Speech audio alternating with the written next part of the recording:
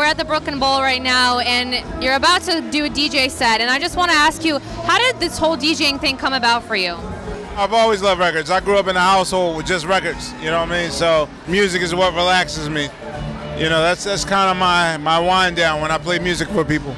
I kind of use Brooklyn Bowl as my testing ground. If anything, this is like my woodshed. And I need a woodshed. I got to practice a lot, so I use these 3 hours wisely. You could be playing anywhere in New York City. How come you choose Brooklyn Bowl? Actually, Blue Ribbon was kind of the selling point. I think that Pete Shapiro, when he was trying to like hold it over my head, like, come to Brooklyn Bowl. And I was like, nah. He's like, come to Brooklyn Bowl for this. And I was like, nah, man. He's like, come to Brooklyn Bowl for more of this. And I was like, no. And then he said the magic words. You know that Blue Ribbon's the restaurant inside of Brooklyn Bowl, right? And then that was my Achilles heel. Like, he got me that way. Well, it's funny you bring up Sushi because you recently made a trip to Japan to see Jiro, who's a legendary chef. Can you walk me through that experience?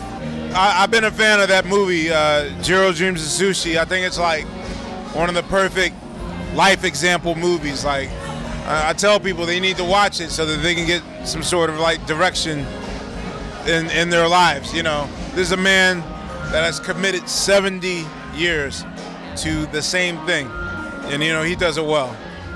Let me talk to you a little bit about Brooklyn. It's a special borough. What's the vibe here, in your opinion? Brooklyn's going through a transition.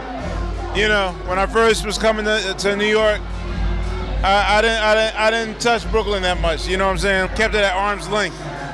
And then as time went on, you know, at the turn of the millennium, I kind of started dipping my toe in the water. You know, and then I started dating a girl who lived there, and so that's when I really got familiar with Brooklyn. I like it. You know what I mean? Brooklynites still have this strange habit where everything they say is in interrogative form. It's like a question.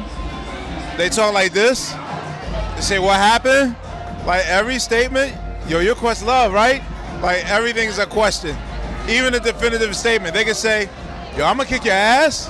Like everything's a question. So, no, I love Brooklyn. Brooklyn, like one of the most unique, real places on earth. And you know, Philadelphians are a little upset at me right now, but you know, I'm a Philadelphian at heart, but you know, my heart belongs to New York, and part of that experience is Brooklyn. I know you're a fan and a friend of JayZ, so what's one JayZ track that you always play in your sets? I always play You Don't Know. You Don't Know to me is like, that's like the hip hop Smells Like Teen Spirit. That's a song full of adrenaline and just energy. Whenever he does it, whenever I play with him, I always beg him, like, you need to open the show with that, like, just come crashing out the gate. But, you know, he does what he want to do.